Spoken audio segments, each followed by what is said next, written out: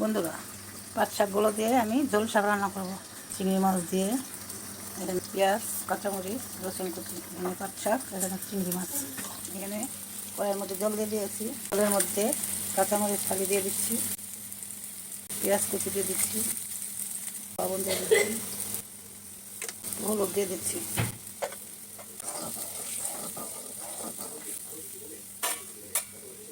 এখন শাকগুলো দিয়ে দিচ্ছি।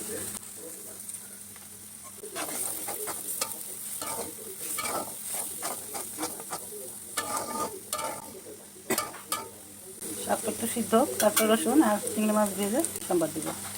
বন্ধুরা, শাক সেদ্ধ হয়ে গেছে, এখন ঢেলে সম্বাদ দিব। বন্ধুরা, এখন শাকটা সম্বাদ দিব। শুকনো মরিচ ভেঙে দিলাম, কালো জিরা দিলাম, রসুন কুচিটা দিয়ে দিলাম।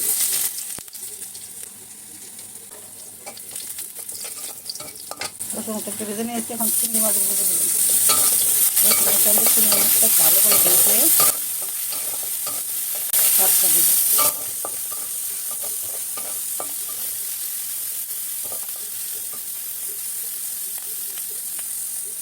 রসুনের সঙ্গে এই চিংড়ি মাছগুলো ভাজা হয়ে গেছে, শাকটা ঢেলে দিব।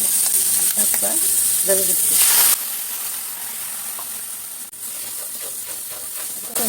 রসুন কিছু দিই না, আর শুধু পেঁয়াজ কাঁচামরিচ দিয়ে রান্না করি। আস্তে একটু দিলাম।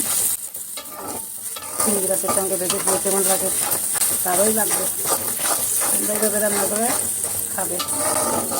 ভাজা শাক দেখাইছি, এখন ঝোল শাক দেখাইলাম তোমাদের।